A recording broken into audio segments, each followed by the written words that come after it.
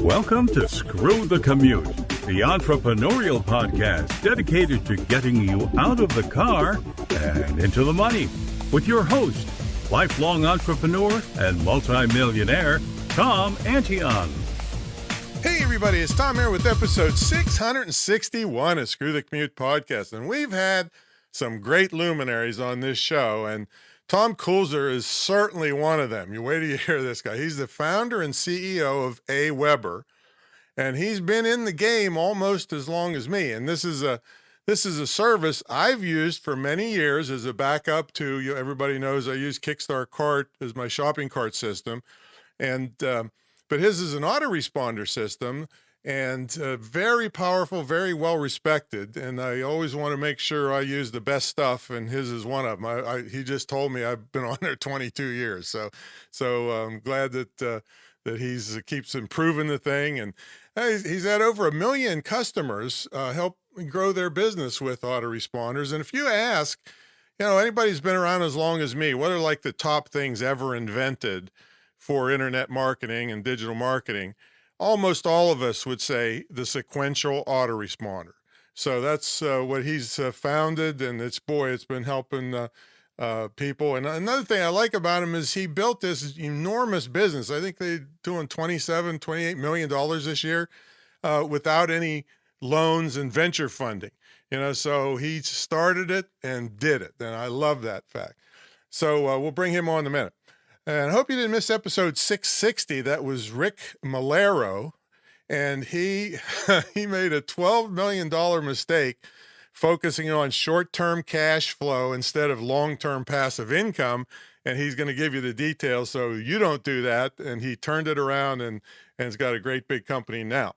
Now, I want to thank everybody. We just started a Patreon account to fund my scholarship program for persons with disabilities. Many of you know I have the only licensed, dedicated internet and digital marketing school in the country, probably the world. And I knew it would be great for persons with disabilities. Not only can they learn from home legitimately, they can be hired from home legitimately. So we are funding that program. And we have 3 people in it now, and 2 of them are blind. Right? They're shooting better videos than I do.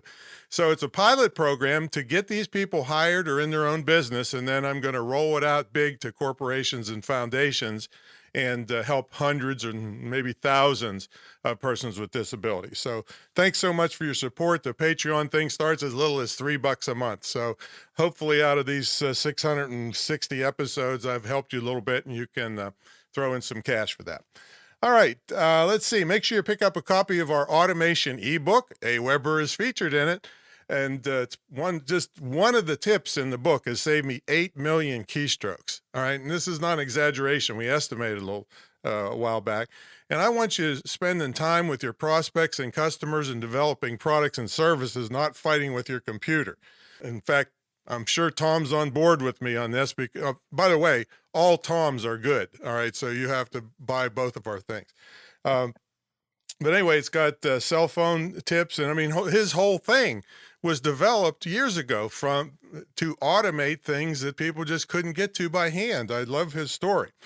Pick up your copy for free. We sell it for $27, but you can get your copy at screwthecommute.com, screwthecommute.com/automate free, screwthecommute.com/automate free. While you're at it, pick up a copy of our cell phone app at screwthecommute.com. No kidding. app/app for our cell phone app. All right, let's get to the main event. Tom Kulzer is the founder and CEO of AWeber, the leading email marketing and automation platform for small businesses, where he is actively involved in the company's strategic direction, growth, and evolution. Over the company's 24-year history, Tom has nurtured AWeber from a small startup to a robust organization, all without public or venture funding. Tom, are you ready to screw the commute? Thanks for having me, Tom. Oh, man. Here's the problem I have with you, Tom. You purposely decided not to invent this until 1998, and I needed it in 1994. And I take that as a personal affront, man. Well, I would have been still in high school at that point, so Well, hey, right now they came out of the womb, swiping screens now. That's high school. You'd have been a genius by then. Yeah, back in those days, uh, if our broadcast email actually went out and did it correctly, we'd have a big office party. It was Wild West. We had our we had a one message autoresponder, but people had to email a certain crazy thing to get it. So Yep. it was crazy back then. But let's get started and take you back on how you invented this company or founded this. And I think the name went through some iterations, like automated web something assistant, and then it shortened to a web ass or something, right? So you took you got it in a nutshell. You're giving away my joke there. So back in 97, 98, when I was developing the platform initially, it was kind of long-handed. It was automated web assistant, and this was back when everybody had logos that were like spider webs and that sort of thing. Right. I needed something shorter than that because it was really, that's a really long domain name and not super memorable. So we were trying to shorten it, and it kind of got, the logical shortening of automated web assistant is a web ass, and that's just not an appropriate name for this kind of company. So it got shortened to Aweber, and the domain name was available, and the rest is kind of history, and it's remained unique to this day. So well, you did better than All Nippon Airlines, because in the beginning, I did a lot of speaking in Asia and stuff, and in the beginning they wanted to put on their airplanes their abbreviation, which was ANAL. I said, how'd you like that to could be a possible problem. How'd you like to see that on a 747 coming at you, right? So you did much better than that. So anyway, from what I understand, you were working for a company that was getting so many leads, they just blew them off, right? Is that how it worked? Yeah, more or less. So I was a distributor for a company that was selling wireless modems. So this is back before, you could, we all had cell phones in our pockets with high-speed internet. This was a device that you could hook up to your laptop and get slow internet, but at that time it was considered fast internet in that it actually was internet. Well, just to put people in the right frame of mind, this was a time when it would take us 3 hours to download a 1-inch size video to play for a minute or so. Yeah, pretty much. Yeah, this was back in the dial-up days. So so I was selling these modems, and I would get leads at computer shows and those sort of things that I was going to. And I was in college at the time, and just being a busy college student, the follow-up process of actually answering people's questions and staying in touch and getting them to the point of a sale, it took time. And more frequently than not, most of the messages that you were sending were more or less the same to different people, depending on the life cycle that they were through. So like a very new, lead in the pipeline would get, a certain kind of message, and somebody that I had been talking to for a month or two that hadn't made a decision yet got slightly different information. And I wrote a little Perl script, a little coding script that sent these automated emails, a sequence of emails out over a period of time. And it worked pretty well. And in the process, I shared the letters and the program that I was doing this with a bunch of other distributors around the country that were also selling the same product, just as an ideation, like, hey, what works for you when you follow up? And this is what works for me. And we collaborated on coming up with better copy to be able to increase our sales. And as my part of it was, I was sharing, the code that was sending the emails automatically. And I ran a little bit of a platform that was doing that for people, specifically for these messages in this business. One thing led to another, and it worked pretty well. And I ended up leaving that company to focus on school, because that's what your parents tell you is important at that age. In the process, of leaving that, I stopped running the particular email program, and all those people that had been using it before came to me and said, "Hey, like, I know I was getting that for free before, but it was really valuable. I'd be willing to pay for it." And I was like, hmm. It's like I had a solution and I had people willing to pay me money for it where I was not getting any before. And it very quickly turned into something that I was like, okay, I need to figure out how to turn this into a software platform that people can buy online. It wasn't quite as easy to do that back then as it is today with all the tools that are available. Yeah, you'd have to, go and hold a gun to a banker's head to get Yeah, a merchant merchant account. accounts. Yeah. And it was funny. I actually launched the first version of the website and accepted e-commerce orders without actually having a merchant account on the back end for the first month They of our mailed you a business. check, right? We asked for people to mail a check, but I'd accept your credit card. I just didn't have any way of billing it yet, because I knew my application was pending, but I hadn't gotten approval back yet, and I knew it was going to come through. It just hadn't happened yet. So, what was the thing back then? Cyber Cash, I think it was called, one of the early merchant process. Yeah, it's been a long time. I'm blanking on what it was back then. I think it was Cyber Cash. But anyway, all right. So here's the thing, Tom. Here's the thing. So you write this program and you run the company yourself for a year, doing all the tech work, and can't every engineering finance major do that? How'd you learn to write code and do all this stuff? Yeah, most of that was self-taught at the time. It was funny. I was going to school for mechanical engineering is what I started going for, and then I switched to finance. And nowhere along that path did it ever really occur to me to maybe go for a computer science degree. Right. Well, maybe you're better off. Maybe you're better off. Maybe it worked out in that favor there. But yeah, it was all self-taught. It was a lot of hours in the library. That was the thing we did back then. And and searching around on the internet in various forums and whatnot that existed at the time. Stack Overflow wasn't a thing back then. But the knowledge was out there. You just had to seek it out and find it. And the first version of Aweber was very, very basic. At this point, we've got a team of nearly 100 people and several dozen engineers that are working on the platform every day. We've invested hundreds of millions of dollars into the platform at this point.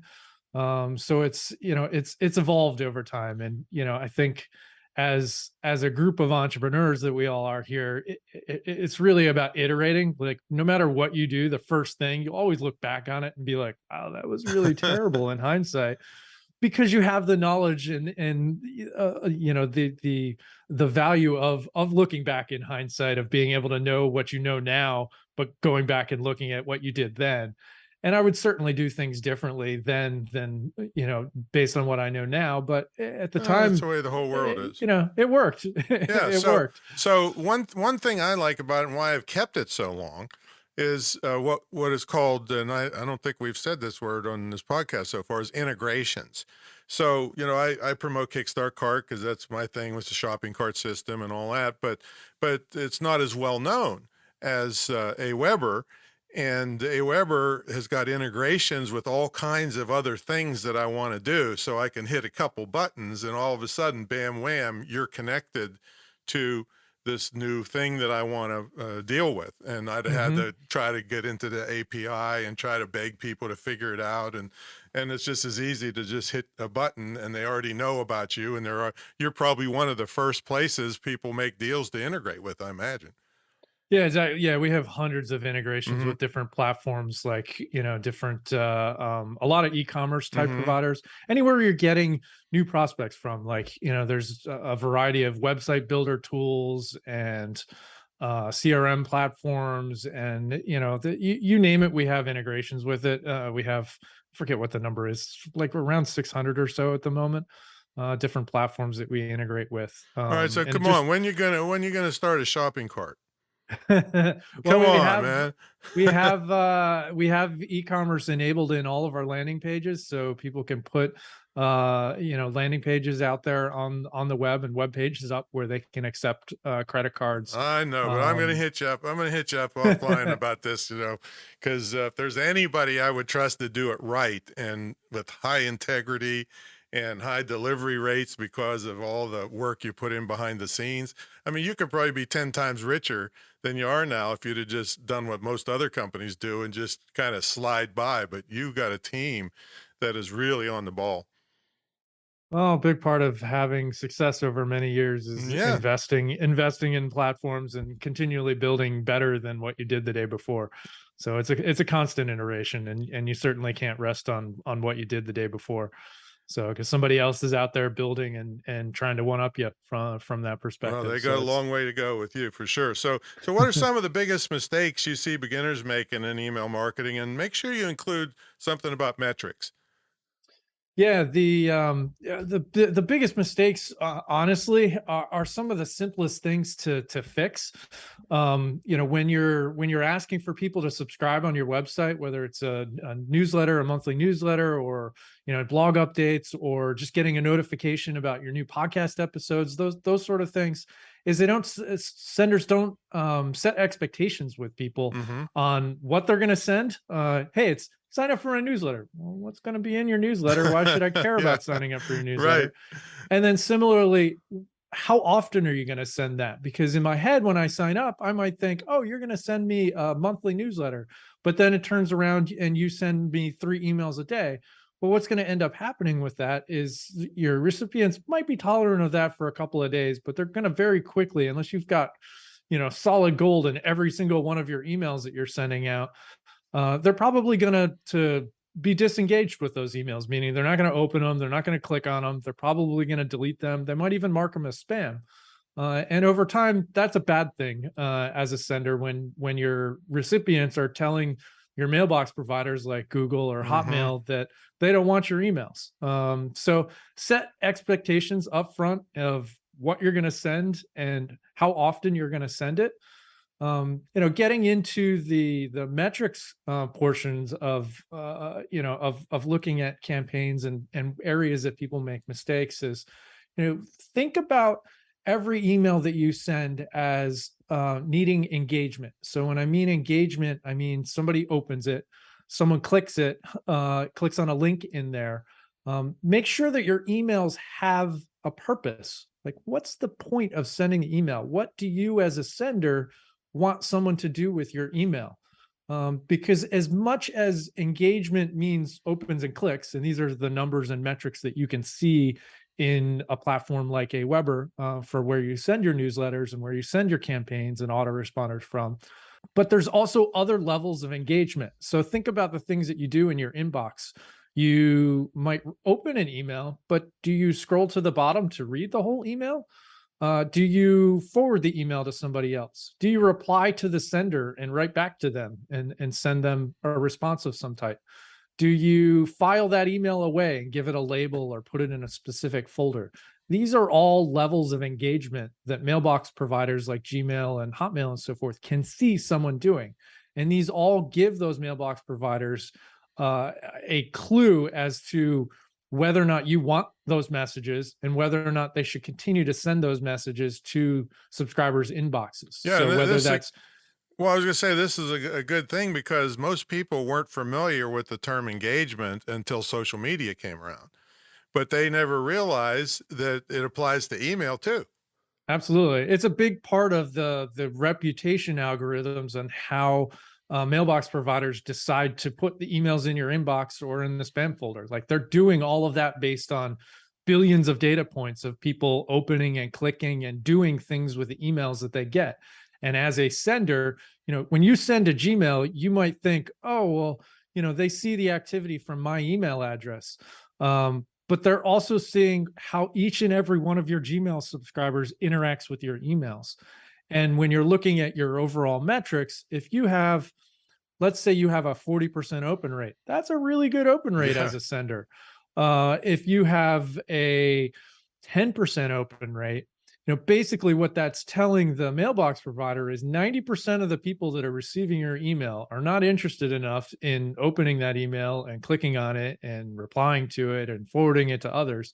So over time, the lower that your open rates go, the more likely Google and other providers are to put your future emails in the spam folder. Now, there's certainly Gmail specifically is very good at determining how I interact with an email versus how you might interact with an email that comes into your inbox. So there is personalized levels of filtering, but in aggregate, this is how they pick out, spam campaigns and other malicious stuff. Is people's lack of engagement tells them that even though there's maybe some small, tiny amount of engagement, the overwhelming majority of people did not request that information and are not engaging with it and don't want it. So they'll put most of it in the spam folder or all of it in the spam folder.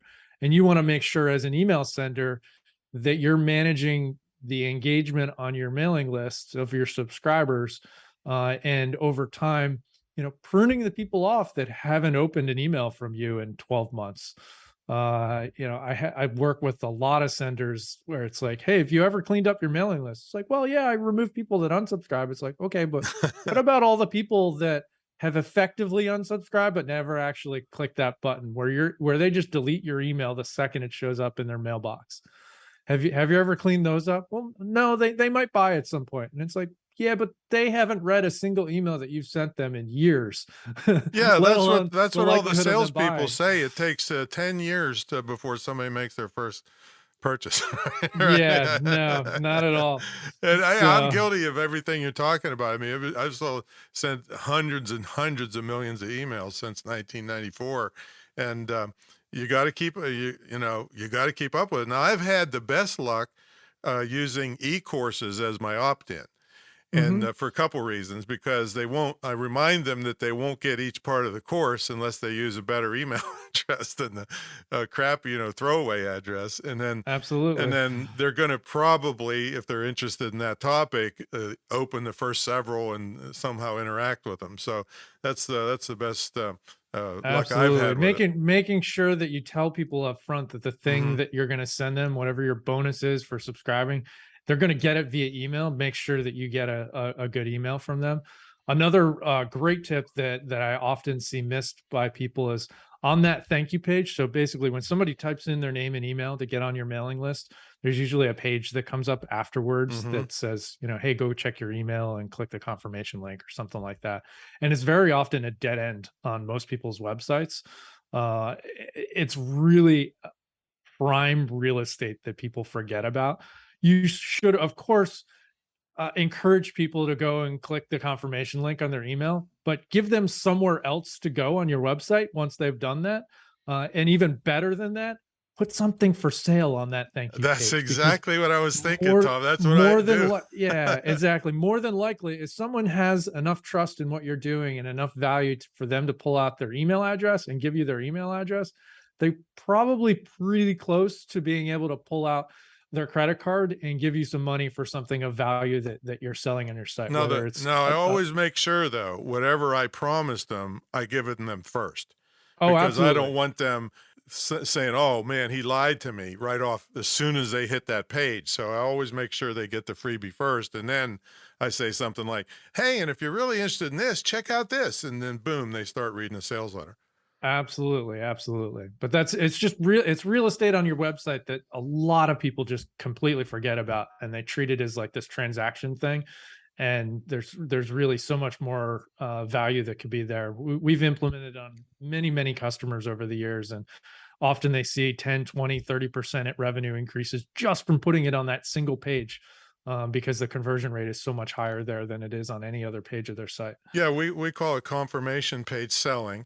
And then one little jump from that is thank you page selling. When they purchase something, the easiest person to sell is the one that has their wallet out already. So it's a perfect place to put affiliate links. And I know you have some thoughts on the types of affiliate marketers, where it's a big part of our business, but it's not the only part. Because if you just slam people with, affiliate offer after affiliate offer that you probably didn't even use yourself, then that's kind of spammy.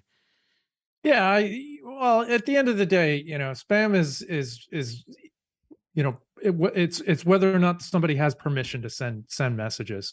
And these days, most people describe spam as whether or not it's something they want. They might have previously wanted it, but they no longer want it. So now it's spam in their eyes, even though they might have given you permission before. And that's part of why I was talking about pruning lists of people that are no longer engaged with what you're sending. As a company, AWeber, we don't have any problem with affiliate marketers. I think the issue where affiliate links and so forth becomes a problem is like just what you described, where somebody is just sending a constant onslaught of affiliate offers, oftentimes completely unrelated to what somebody might have originally asked for information about.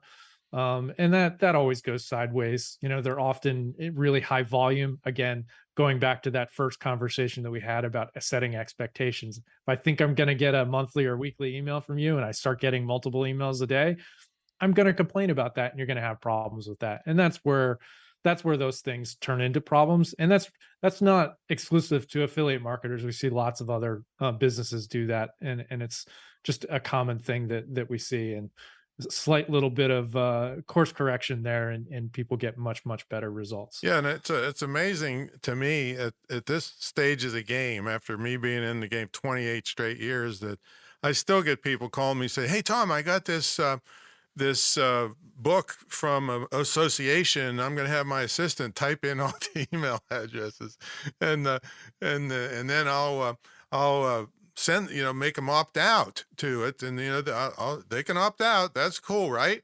No, it's not. Yeah. Explain that to them. Yeah, no, that would be sending spam. And regardless of what the association says, those people did not give you permission to send emails there. The association might say, "Oh yeah, we sell this list and it's fine for you to email it," but those people didn't say that. And while you might be able to send an email to them, and it might get to their inbox, you're trashing your email reputation in the process. So, the mail filters, they have a memory for these things. And this is why it's important to build up your sender reputation. So when I talk about your reputation, think of it as, kind of your report card. It's the same as like, you or I, like our personal reputation. It's, are you honest or trustworthy, or you're going to do what you say you're going to do? Mm-hmm. It's the same sort of thing in the email world. It's, do you send emails that people want? Do people click on them? Do they open them? Do they reply to them? Do they engage with them like a normal human would? Those are things that you build with as a sender, and you do that with the email address that you're sending from. So your domain name, like in AWeber's case, when we send out emails, we're building a reputation of aweber.com. Mm-hmm. When I send emails out from myself personally, I'm building my reputation on tomkulzer.com. So those things all go into building a good reputation that will, over time, continue to allow you to get mail to the inbox. Whereas if you turn around and you send this email to this association that you got and everybody marks it as spam, well, you've now trashed your ability to deliver emails to the inbox, because Google remembers, oh, these guys sent the email to a whole bunch of people that marked it as spam last time. Oh, I just got another email from them. And before anybody does anything with it, we're just going to automatically put it over there in the spam folder. Mm-hmm. And it takes a long time to kind of build your way back out of that, kind of reputation hole. Like if I lie to you, it's going to take a while for you to eventually, hopefully, maybe trust me. Yeah, again. maybe never. It's the same way in the spam filtering world. All right, so I want to get your opinion on something. A while back, I don't know how many years it was, Canada made a big brouhaha about, we're going to fine you $10 million if you send us emails that we're not wanting, all this stuff. And I like I said, I've been around since the beginning. I kind of felt like a couple million email marketers in the United States stand up, turn to the north, and give the finger to Canada, because I don't remember anything ever coming of that. And the same thing with the European thing, the GDPR thing. So what's your opinion on all that stuff? I think speaking as an email marketer and somebody that's been a part of the email ecosystem for, nearly 25 years now, I think they're good laws. I think they enforce best practices, and they definitely have been held. Many businesses have been held to account via those laws. There's the Can Spam Act in the U.S. There's CASL, CASL. In the Canada, and then there's GDPR, which is a slightly different type of rule over in Europe. There's also other, like Germany has some anti-spam rules as well. There's a variety and mixture of kind of things that kind of focus on spam and emails, and then there's others that look at just kind of overall personal privacy online. And I think it's good to have formalized criteria for what is acceptable and what's not acceptable. And it Well, yeah, doesn't mean that you're it's necessarily going to get sued right away by, by a government organization if you screw up once. But it's certainly it kind of sets the ground rules of what is acceptable to do and what isn't acceptable to do. And I think they're good laws that are good for consumers and good for businesses that follow them. well, I appreciate that opinion, but my problem is when you make a law that nobody enforces, could never enforce with some of the slow moving slugs in government.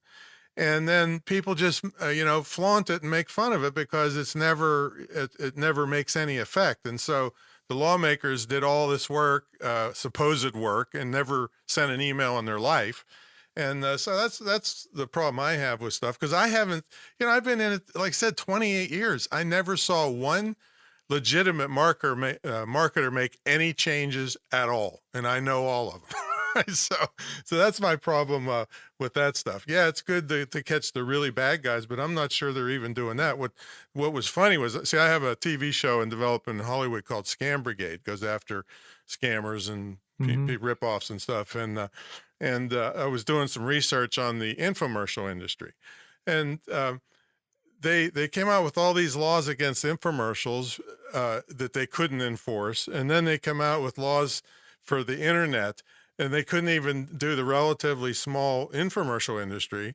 But now they want to take on the whole internet. It's just, to me, it's a joke. If you just do legitimate stuff. I can say for a fact that I know of businesses that have been affected by it. I talk to people every single day that, look at those regulations and make changes to their campaigns to make sure that they're compliant with them. Would we say it's probably pretty big businesses? No, it ranges the spectrum. So I would definitely disagree with you that no one makes changes and that it doesn't affect folks. I talk about these things. Well, yeah, because that's your whole thing every day. It's just part of my business. But those are like, these are businesses that make changes based on regulations and so forth. And it doesn't mean that, small or big, obviously bigger businesses have more exposure to problems and are more likely to be held to account for not, for flaunting those laws. But I've seen businesses of all sizes be impacted based on enforcement actions from various government entities around, flaunting those rules. So yeah, I think they are definitely things that are important to pay attention to and abide by. And, at the end of the day, if you're for the vast majority of them, if you have permission, if you're getting permission to send emails before you send them, you're probably not going to have issues. Exactly. And if you don't have subject lines that are fake, fraudulent, clickbait and everything. So that's why I'm saying legitimate people, I just can't see them putting an enormous effort into these. Some of the laws are kind of ridiculous because, like I said, they don't have the people to enforce them. It's kind of like the organic industry in the United States. The last I heard is there's 13 organic inspectors for the whole United States. You trying to tell me that all the farmers are not kind of fudging a little bit? And I love farmers and I love the hard work that they do, but the gas prices are going up, the fuel prices, somebody's going to fudge a little bit. And so when you can't enforce something, people tend to flaunt it. But so we'll agree to disagree on that one. But that's part of what makes the world a great place to be. Well, so yeah, but see, we can always learn. Luckily we can agree to disagree on something without being nasty, like the world is kind of today. Let's see. I got a whole bunch of questions. Oh, I'm not even sure this was around when you came around. Are you familiar with the term co-registration, and do you think it'll ever make a comeback if you do know what it is? I am, and it's, I wouldn't say that it's gone away necessarily. It's just compared to what it was in the early days. Yeah, at the end of the day, it's really about. Let's explain to them what that is. Yeah, so co-registration is often you see it in different forms, but it would often be like if somebody signed up for your newsletter, on your thank you page, you might have a number of other newsletters that you've partnered with to recommend people to subscribe as well. And that's kind of really what at its core, kind of Mm-hmm. co-registration was. And you still see that today in a lot of different platforms. That's something that's pretty common. It's usually more of much more of a like paid sponsorship type Mm-hmm. Right. placements Yeah. these days than necessarily like back in the day, back in the 90s and early 2000s. It was more of a pay per lead type Mm-hmm. setups. And like any other business, or a component of business, there's people that do it very legitimately and there's no problems with, and then there's people that don't do it legitimately and are doing scammy, sketchy things and where it doesn't work. So I think that, it's still very much out there. I was actually just having this conversation with some of our product managers last week, actually. So do you About know of any real great, legit co-reg places? I know like Substack has a recommendation referral system built Mm-hmm. right into their platform that does essentially co-registration. I know there's what is it, Sparkloop, and there's a number of other platforms that kind of build capabilities to do what is essentially co-reg. These days, most places don't call it co-registration. They call it by a variety of other names, but Like what? that it really is. I'm trying to think of what Substack has it. Yeah, when I first I started, think this they how just call it recommendations, honestly. mm-hmm. Um, Yeah, this I built up to about 150,000 subscribers very quickly in the early days, and that's what really kicked me off. And they were pretty targeted. It wasn't a bunch of spammy stuff, but yeah, kind of faded away yeah. They over the actually, years. Yeah. I just googled it here while we are talking. They call it just recommendations, Mm-hmm. and that's all co-reg really ever Yeah, is. And exactly. Right. some are paid for recommendations, and Mm-hmm. others are not paid for recommendations, and that's really the behind the scenes aspect of kind of what makes the world go around in marketing oftentimes. So and that's also where like appropriate disclaimers of like, hey, these are paid listings, these are paid Mm-hmm. Yeah. recommendations versus these are my personal recommendations that I make recommendations for people to subscribe to these regardless of whether or not I get paid. So Got it. Got it. So, did you really have sliding boards in your lobby? we had not just one sliding board, but we had two Two sliding boards. sliding Yeah. boards. So we used to have races on them. So we're fully remote these days, kind of now past COVID. Did you Actually just change? had our Did you change your office space? Did you downsize? we still have that office. We have a variety of technical requirements in order to be able to relocate from that office Oh permanently. yeah, But yeah. yeah, we're in the process of kind of transitioning out of there. But as far as our team is concerned, we're fully remote these days. We have team members in over 15 different states Well, in the so where's the US sliding and some boards? overseas. Our sliding boards are still at our office in So I Charpentier, want first just chance when outside of they go up for Philadelphia. sale. Yeah. Sure. And let me tell you about my movie idea. So I had a movie idea that I would be like a super rich guy on the internet and kind of a Batman type. And I Uh-huh. throw this big contest for spammers and virus writers and people like that. And like millions of dollars of prizes. And then I get them all in one place and kill them all. That's my movie. I like that. That's an interesting movie. I think people would love that. People would just love to see all that stuff disappear from the face of the earth. That would be nice, certainly. All right, so we got to take a brief sponsor break. When we come back, we'll ask Tom what's a typical day look like for him, and what's the future of email. I mean, I'm a big email proponent. In fact, all the social media to me is a necessary evil to get people off of there onto Aweber, right? So because you control it. All right, so folks, about 25 years ago, I kind of put the internet guru world on its head, and that people at my level were charging 50 or 100 grand up front to help people. And I said, and I knew a lot of these people, they're ripoffs. If you gave them 50 grand up front, you'd never see them again. So I said, that's too risky for people. So I'm going to charge like 10 times less as an entry fee. And then I'm going to tie my success to your success. So for me to get my 50 grand, you had to net 200 grand. Well, 1,700 plus students later, the program's still going strong. It's the longest, most unique, most successful internet and digital mentor program ever. And I triple dog dare anybody to put their program up against mine, because I'm a crazy fanatic who accidentally threw a big webinar on Thanksgiving because I didn't notice it was Thanksgiving. That's really bad. So you have an immersion weekend at this big estate in Virginia Beach. We have our own TV studio. We shoot your marketing videos for you. Everything is one-on-one, so you're not lumped in with everybody else. They're more advanced or less advanced than you. You get a scholarship to my school, which you can either use yourself for extra training or gift to someone, which would keep them out of being indoctrinated in these crazy 4-year colleges nowadays.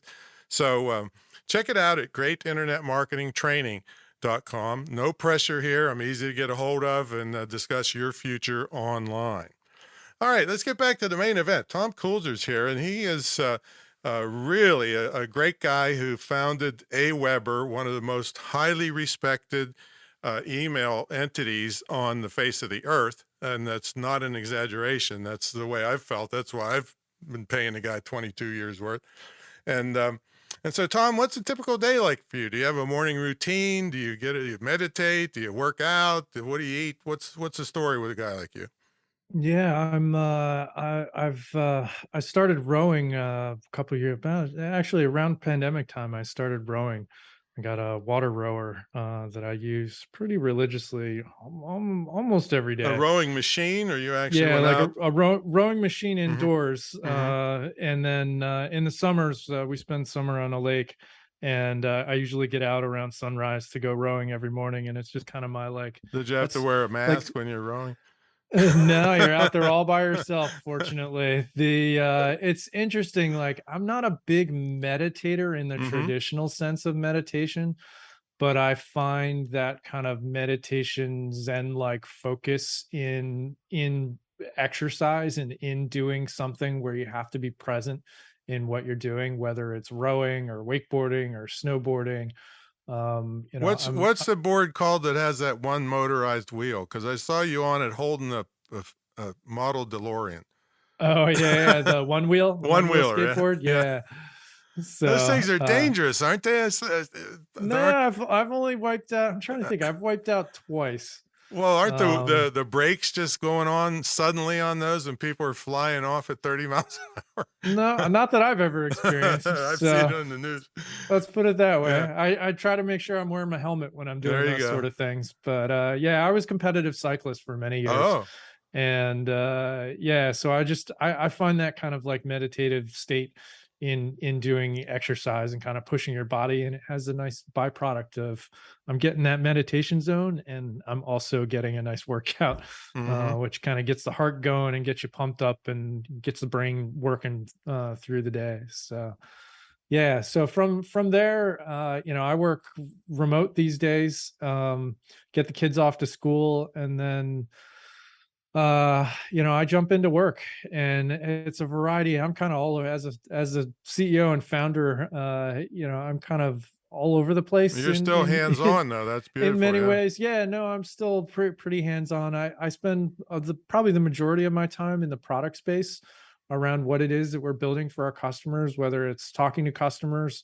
whether it's talking to our team of engineers and product managers around what's next and what we're currently building and so forth, and how that's helping, and how it might not be quite working the way that we thought it would work, and how we need to kind of iterate. It's a constant iteration, like I said Well, earlier. I'll tell you, I can't keep up. You're always coming up with new features and things like that. So I know that's not easy, because us entrepreneurs say, "Oh, well, we'd like to have it do that," and then the coders say, "That's 50,000 lines of code to just that one button you want." So it's easy for us to come up with things. But here, I got one more bone to pick with you. How come you hate YouTube so much? How come I hate YouTube? I don't hate YouTube. How come that I can't use your link checker on a YouTube share link? Oh, the link check. Does it throw errors on? Yes, Does it throw errors on all YouTube links? all share links, but not the ones up in the address bar. The share. Okay. Yeah, the share links, they do some funny redirection on the back end, and the link checker is validating what basically YouTube's server response code is. And if it gives a response that is indicative of an error, it will just So alert I you should use the one up in the address bar instead of the yeah, I would share one. encourage that. Yeah, the share link is probably doing some redirection. I'll have to look at that. I don't know that one specifically, but I know just share links in general do a bunch of link redirection behind the scenes. Got it. That's And probably it might be it, throwing yeah. an error. So yeah, but no, we do some really cool stuff with like embedded YouTube videos where we'll like put the play button right on top of it inside the emails. We actually have a new thing called auto newsletter that allows you as a YouTube publisher to basically create an automated email that will go out anytime you post a new video on YouTube. And then it'll also include like your past however many videos you want to in the email. We have some pretty big channels. Can everybody read it? See, because I trained this stuff for years and years. I ragged against even HTML email for years and years. See, my first mentor was Corey Rudel. I don't know if you remember him, but he died in that tragic car accident. But he was like making $5 million a year from his apartment. So he was kind of the 30-year-old grandfather of internet marketing. And he did a study one time that said that probably as much as 60% of HTML emails were not looking on the recipient's end as it looked when you send it. So I ragged against HTML until maybe the past 5 years. I started using HTML email. I use what I call dull edge technology. I never use the newest stuff because it's the most glitches, the most customer service hassles. So these things you're inventing, how long will it take for them to get really ingrained where everybody can see them properly? Well, the YouTube stuff, we send millions of emails every day with the stuff embedded in them, and people are seeing them just the way that we send them. Okay. I would say like early on, HTML email rendering in various email clients was a little, was more segmented than it is these days. Well, even some corporations weren't allowing HTML email. Sure. Yeah. Those days are pretty much they're gone from an overall. So, that's pretty rare. The vast majority of senders are sending HTML based emails I do these too days. now. Yeah, but up till about 5 years ago. It's certainly just a general best practice these days. I still it's still use mostly text, and I don't put a lot of graphics in at all, because the trend for me and most of my marketer buddies has been shorter emails leading to a web page. So you don't have as much chance. I mean, the less words you have in there, a lot of people don't understand spam checkers. Like we use Spam Assassin because some innocent thing to us could look like spam to somebody that sees 1 billion emails an hour. So we keep the text to a minimum and get them over to a web page. I would generally say that evaluating whether or not your message is going to go to the spam folder based on a tool like Spam Assassin in 2022 is not relevant to how your emails are going to be filtered. For the most part, words and text that you have in your actual messages is not what's going to get you filtered to the spam folder. The things that are going to get you filtered to the spam folder is your engagement of whether or not people are opening and clicking and actively engaging. So you're saying it's not a factor at all anymore? The words that you use? I won't say it's not a zero factor, but it's a very, very, very tiny small factor. And unless you're sending emails with content that are in, segments that are heavily spammed, it's unlikely to be relevant. Well, that's what I was thinking, like weight loss and real estate. A lot of those terms have just been jammed. I would not worry about it. If you have an appropriate sender reputation, using words like weight loss and real estate and those things, foreclosure or for sale are not likely to get you filtered to the spam folder. The things that are going to be your email reputation. And those are, again, why following best practices is a Mm-hmm. good thing, and doing the various slightly technical things that are required to establish a better reputation in the eyes of the mailbox receive, Gmail and Hotmail and so forth. It allows them to better pick out your emails from the crowd and know that when you send an email, it's actually coming from you and not coming from someone that is pretending to be you. And that's where the things like SPF and DKIM and DMARC and so forth are relevant out there. Now, do you have But training on AWeber's site? I never really looked for yeah, the deeper absolutely. stuff that people Yeah, should know. absolutely. And we even have tools depending on who you use to register your domains and do your your domain updates through. We have tools that directly going back to those integrations. We have Mm-hmm. tools that directly integrate and can set a lot of those things up for you with just a couple of clicks Without having a rather lot of than tech knowledge, right? yeah, without having to be real techie. So Mm-hmm. you click a couple buttons and poof, it's all magically done for you. Yeah, because there's Um, loads behind the scenes that I never understood. Somebody like you would understand them, but the typical marketer is probably never going to totally understand what's going on behind the scenes. So having somebody like you integrate with something that figures it out is a big plus.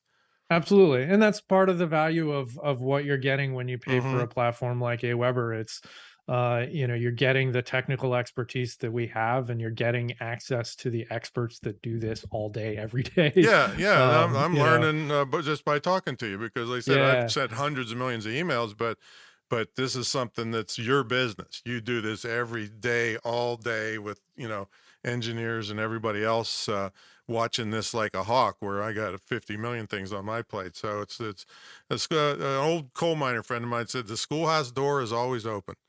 absolutely. So you Absolutely. got to get, and especially in our business where things are changing like by the hours most of the time.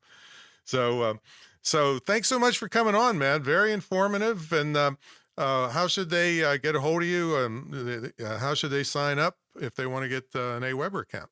Yeah, absolutely. You can Google me. I'm easy to find on Twitter and email and all those sort of things. So just Google It's Tom Kulzer. Yeah, it's Um, Kulzer, yep. Kulzer, or Z for Absolutely. And you if you wanted to Canadians. check out AWeber more, we have free accounts. We have a freemium offering up to 500 subscribers. So if you don't have a form on your site to start building your subscriber list, you absolutely should get one going. It's absolutely free to start.